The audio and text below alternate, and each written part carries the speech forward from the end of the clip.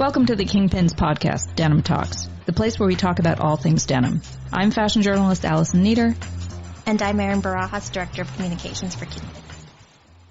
Hey there, just Allison this week.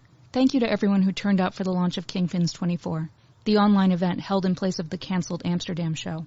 The entire Kingpins team worked hard in record time to put the event together, and the support from the industry was really amazing. For the event, I had the chance to interview Sanjeev Bahl, the owner of Cytex, the denim factory in Vietnam. The initiatives Sanjeev put in place at Cytex are truly inspirational.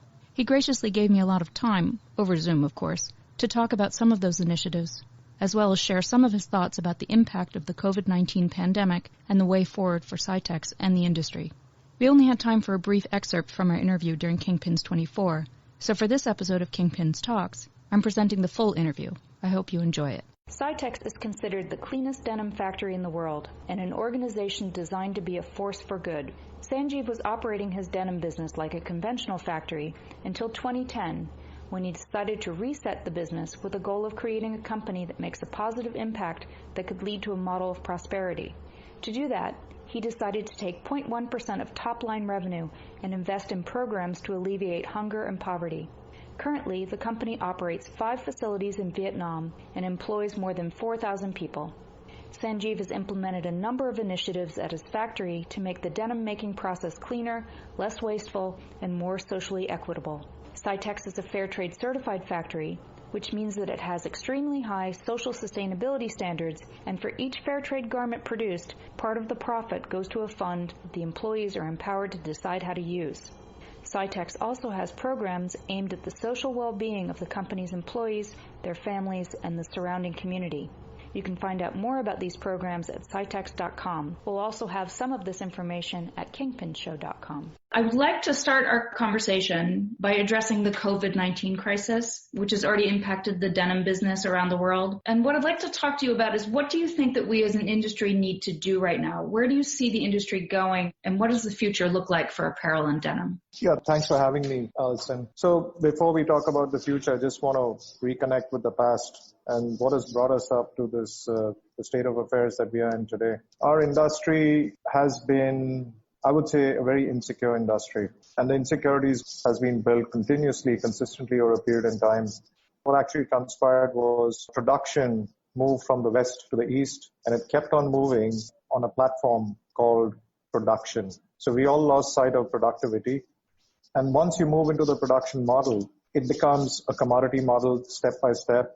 It gets very cost-driven, and we lose sight of innovation, efficiency, and we just keep driving the business into a labor arbitrage model. So due to this model of labor arbitrage, migration crops up consistently. So, you move from one country to the next, to the next, to the next, cheaper, until, you're at the end of the totem pole. And once you start driving the business on a migration model, insecurity keeps on piling up. So that insecurity doesn't allow futuristic, innovative, capital-intensive projects which are built on productivity to emerge. With that in mind, the models that have been created in the past have not been models that have been built on long-term value creation methods.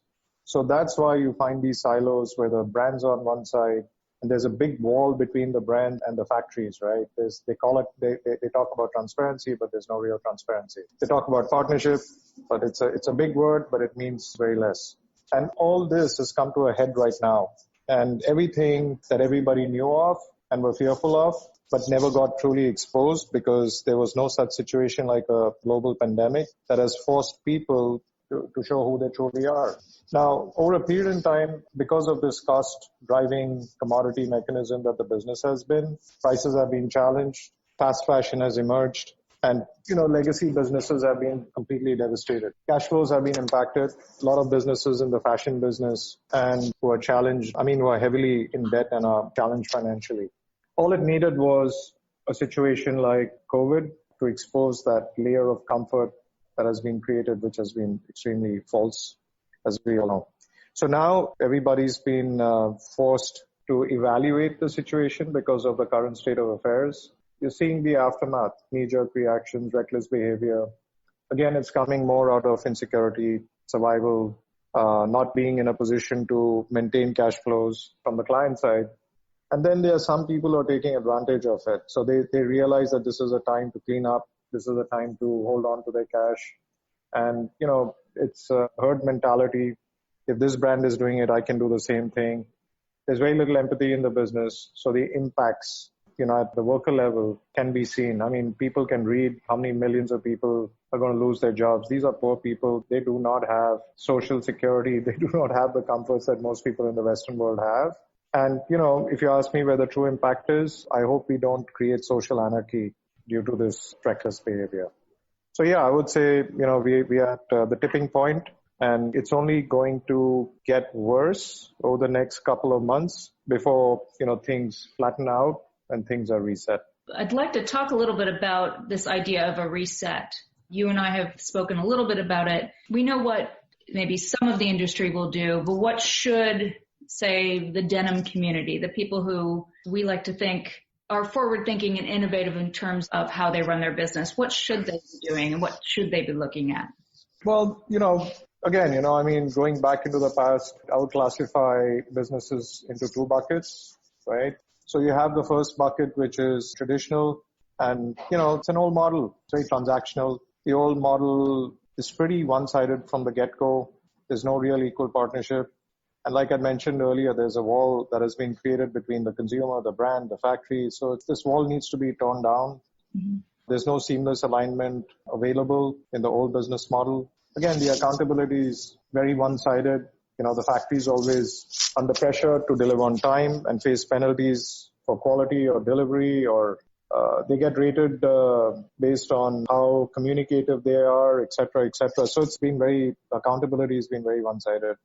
Mm-hmm. And now that credibility is at stake, many of these businesses will be forced to move out. Some of them are going to rethink their global sourcing strategy, and some of them will just disappear. So that'll open up the opportunities to the new model. I consider the new model to be what should have emerged 10, 15 years ago, a model which is built on, smart manufacturing, a digital model which is AI driven and has a predictable methodology to predict consumption. Right. And that consumption prediction engine should be able to create a very rapid design to delivery model. There's very little collaboration I see between design and factories today. I see a lot of collaboration between manufacturing, quality, and development, but I do not see that design piece being collaborated with factories, at least, I'm sure it's available in some businesses, but I talk about denim in particular right now. Mm-hmm. So I see that emerging, but on a digital level, which would allow a model which is built on speed, agility, and, you would need components of verticality, which would mean that you're just not local, but you're global as a manufacturer. You don't need to build big factories. I see smaller factories like microbreweries sprouting up all over the place, which would be small mini service centers where you do not need distribution facilities as well. Clients do not need distribution facilities. So this would be taking away the waste, and it would allow the brands to focus on what they're really good at, which is marketing. And then, have a collaborative process across the whole supply chain from design to delivery. And of course, I see customization being very relevant. I see customization at scale, not, those one pieces, two pieces. Do you like this yellow, green, brown, blue, pink, black? Not that kind of a theory, but massive customization at scale. So factories would have to be designed differently in the future, where it could be, single piece systems, but, volumetric single piece systems. And, eventually the new model of smart manufacturing, which is digitized, would shatter the boundaries that have been created in the past. So it would be a seamless alignment between business and consumer. So, versus the B2C and B2B, the way business is right now, right. I see the future business to be a big B, and it goes from B to B2C, all seamlessly aligned. Mm-hmm. So yes, so overall, a smart AI-driven, predictable digital model, which bundles up design to delivery and all the components that would free the brands from logistics, all the other things that they continue to shoulder. How feasible is it to move to that? Is it a incremental shift, or is this a monumental shift? Well, shifts take place continuously. We have generations, they're all generational shift. So if you look at different levels of generations, today you have Gen Zs, Gen Y, Gen X, the baby boomers. So you have all different generations at play. And each generation has had different levels of behavior when it came to purchase. The future generations are very tech savvy, and they've just created a brand new method of commerce, which is social commerce. And they have created their own little path on connectivity. And their behavioral patterns towards purchase are very fiercely independent. If they trust something, then you have to verify that trust, of course. But once you have, their trust, then it's a matter of not trying to sell them too much. First of all, this whole model in the past is make more, sell more, sell more, sell more, and influence people to buy more. So keep discounting it as you need and keep on creating this whole false demand. And if you can't sell it, then dump it into the landfill and create more waste and create a bigger problem for the planet. I think that model will slowly go away. And I think that the new generation would adapt into futuristic technological plays that business would have to offer. Again, people don't talk about 3D printing, but, that's a huge powerhouse into the future that will empower the consumer to probably print what they want. Hopefully one day it'll be apparel as well. If somebody's listening to me talk about this, they'll think I'm a lunatic. But you know what? I wouldn't be surprised 10 years later we'll be sitting and having the same chat saying that, hey, we spoke about printing and here it is. So I see technological disruption that will create a brand new method of manufacturing and distribution. Last year, Cytex became a B corporation, and I'd like to talk a little bit about how that works. We got certified as a B Corp last year, but, I got to tell you, from day one, we modeled our business around, I always say this, doing the right thing. And I think what we did was, without recognizing it and building stories around it, all we wanted to do was to do something right and to build a model which we felt was a responsible model, and it was socially, environmentally, and fiscally responsible at the end of the day. And all our actions, decisions, investments that we made were always thought through with three things in mind. How does this decision impact people? How does this decision impact the planet? What impact does it have financially? So I must admit, we could have been a lot more profitable than we are. Thank God we are profitable. But I think we made a lot of long-term value creation investments, which of course at sometimes you wonder whether it's the right thing to do. But once you are driven internally with a conscience to do the right thing, then those kind of investments don't matter. So connect the dots, come full circle. We checked the box on several fronts, socially, ethically, environmentally, fiscally, and we went through a long haul of audits. And what came out at the end of the day was a validation that we'd built a business which was for purpose, a validation that we always thought a business was a force for good, a validation that we've been given a tool, and we are custodians of this tool, and it's not just for money. How can we look beyond a white picket fence? How can we build communities? How can we create inclusivity? How can we use this tool for betterment of society? How can we use this tool for the betterment of the environment? What kind of a legacy would we leave for our kids in the future? All these questions that we had once we got certified, it just validated every moment that we have spent over the past 20 years to build this business. It's just gratifying and humbling to be recognized for all the seeds that we have sown. And for it to just mushroom into a plant that it is today, it's a fantastic feeling. I have also heard you speak about the idea that to be sustainable, as vague as a term as that may be, that you do not have to sacrifice profitability. You've looked at and you've sort of explored ways that you could be both profitable and sustainable. And I wanted to talk about your concept of circularity. Yeah, I'm glad you shifted the conversation from sustainability to circularity, because sustainability, I think it's been used and abused. Anybody and everybody can just say whatever they want and get away with it. And it's become fashionable to call yourself sustainable. So thank you for moving away from that term. We've graduated, we moved away. We talk about circularity more than sustainability today. Going back to first, I think you need to be profitable to be sustainable. If you don't make money at the end of the day, if your business doesn't make money, there's nothing you can do, right? You can't do anything for the people or for the planet. So, what we did is we crafted out a strategy, a long-term strategy. It wasn't like, oops, what do we get out of this tomorrow, day after? So, of course, there's low-hanging fruit. So we looked at radical resource productivity. We looked at green chemistry. We looked at biomimicry. We looked at different facets that where we could re-engineer our processes, our factories, our systems to be more efficient, right, on all fronts. So we looked at biomass instead of fossil fuels. And it needed a little bit more investment initially than later. But guess what? It paid off in a couple of years. And today we are far more efficient and far more cheaper than fossil fuel. Takes time. We did the same thing with water. We took water because, first of all, there's a shortage of water. My heart breaks every time I see people with inadequate sanitation. People, there's a water shortage globally, and I would hate to ever see in my lifetime or in my kids' lifetime and our kids' lifetimes wars being fought over water. So what we could do was to conserve, preserve, and don't take water for granted, right? So we built this recycling facility. It cost a lot, multi-million dollars, whatever. But it took 3-4 years to break even. But, once we broke even with the investment, we realized that by recycling water, you actually save money.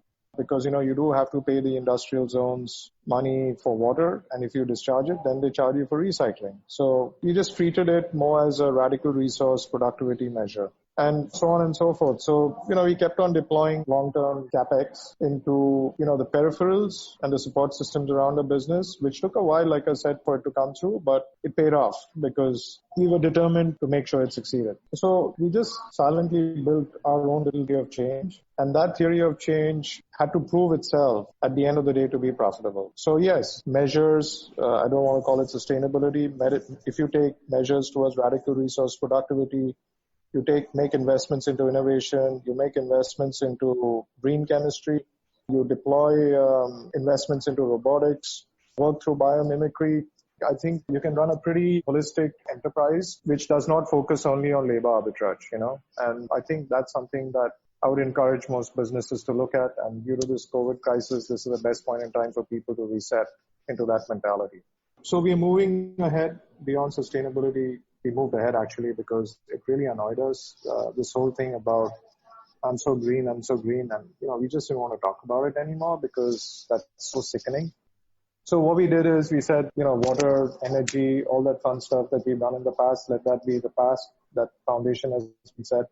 For us, the future is how do we convert a commodity into a value-based product. So I've always been inspired by the automobile industry. Today you can go and pay $400 a month, $600 a month and, lease a car and you drive the car for 3 or 4 years or whatever, return the car, you're off to the next. So it doesn't really pain you to pay hundreds and thousands of dollars for a car and then hold on to it and then find it to dispense it. So apparel has not moved in that direction. It's more or less still a commodity-based transaction. It's impulsive.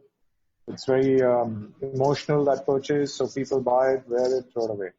But if you work on a circular model and you encourage people to buy it, wear it, and return it to us for us to repurpose it, remodel it, and build something more valuable at the end of the day than what you had got into. So we built a whole program called Recut.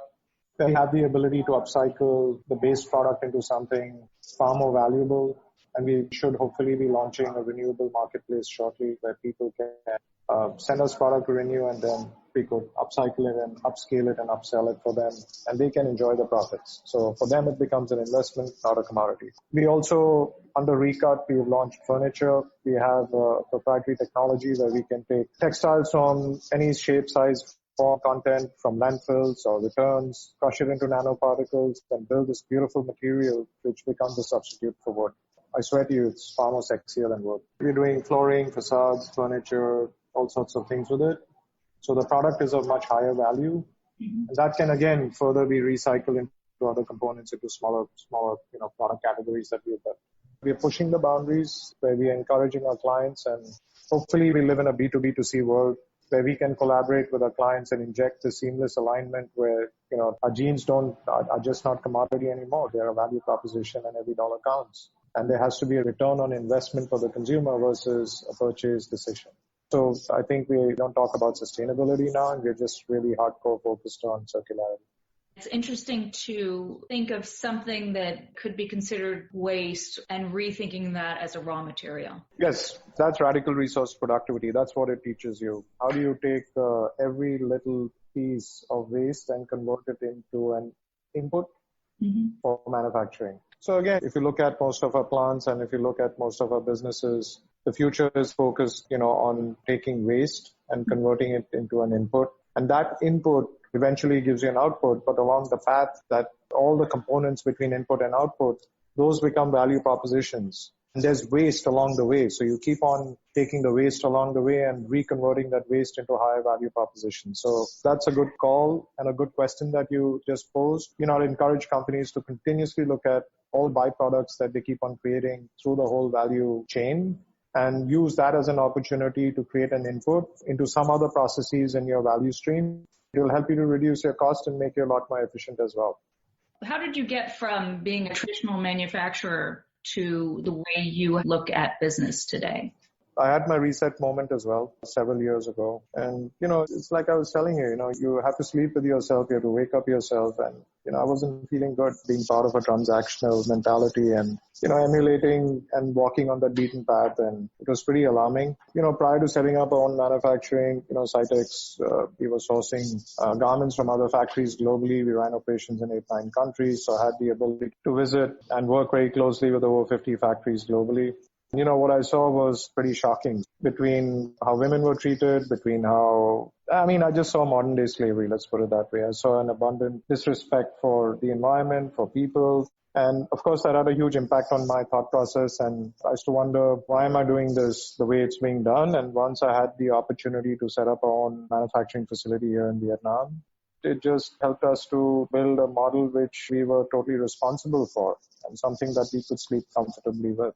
I do want to talk to you about some of your expansion plans. You recently announced plans to expand and open new facilities in Los Angeles. How does the current crisis affect those plans? Has it changed at all? Well, let's talk about the human race. I think the human race is a very resilient race. We've conquered a lot. We've gone through wars. We've gone through pandemics. We've gone through all sorts of disruptions, climate change, fires, financial systems crashing. Hey, listen, in my little lifetime, I've seen a lot. So, what we've also learned is opportunity is equal to need plus capability.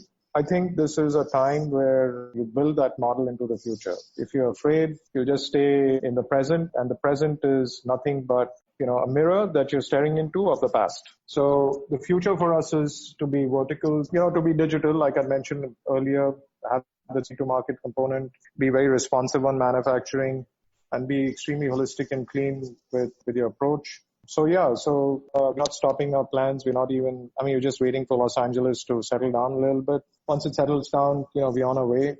And the factory in Los Angeles is very exciting. It's everything that we've incubated in terms of technology, robotics, artificial intelligence, digital assets. They're all being deployed in the LA factory. So it should be the factory of the future, literally in line with Industry 4.0. So that should be interesting to see how effective it could be. It's an experiment, and I hope that experiment works, because if it does, definitely have the opportunity to bring manufacturing back with a force, in small microbrewery stages across the US and elsewhere, on the planet, which would be effective both in terms of speed, quality, agility, and price. Additional to the factory, construction still continues, our plans still continue. For a mill, it's also based in Vietnam. The mill is a very exciting proposition. Hopefully, as we've been recognized and considered as the cleanest denim manufacturing plant on the planet.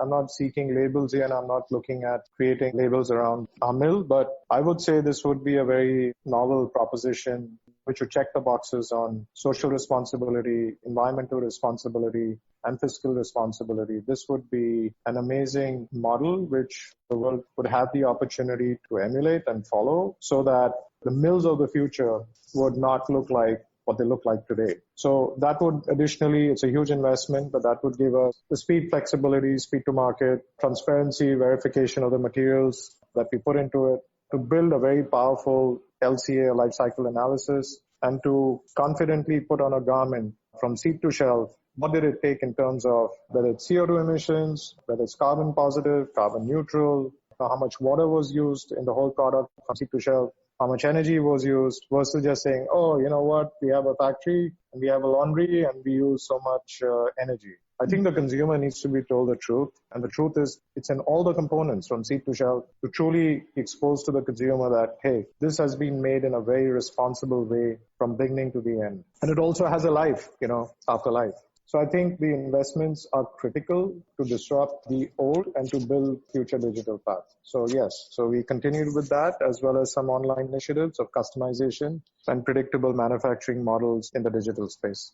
What is your timeline for Los Angeles? To be honest, it should have opened a few months ago, but we kept on changing things to make it better and better. That created some delays. And now with this whole situation with, the lockdown, I think Q4, if everything opens up in May, June, which I'm hoping and praying it does, definitely towards the fag end of Q3, beginning of Q4, we should be fully operational. Mill should be fully operational Q4 as well. But, in steps and stages. Right. We're still staying on plan and, it's pretty ambitious, but hopefully we'll cross the finish line and be ready for the future. And I think 2020 is the reset year, as we started talking about. It means we reset everything, but don't walk away from the future, reset everything that we have on our plate. Just get ready for 2021. Well, thank you so much for taking the time to speak with me. Alison, it's a pleasure. And before we sign off, all I would request people to do is to pray hard for all the people out there, people who we don't know, who we can't touch, who we can't feel. But, please pray hard for people who are suffering today, and just pray hard that we all pull through this thing together. Prayer is what is needed right now. Thank you so much. Thanks, Alison. For photos and videos, please visit kingpinshow.com. We will have industry news, trend content, street-style galleries, store and designer profiles, and more podcasts. Plus, you can find information and updates about our shows in New York, Amsterdam, Hong Kong, and China. Thanks for listening.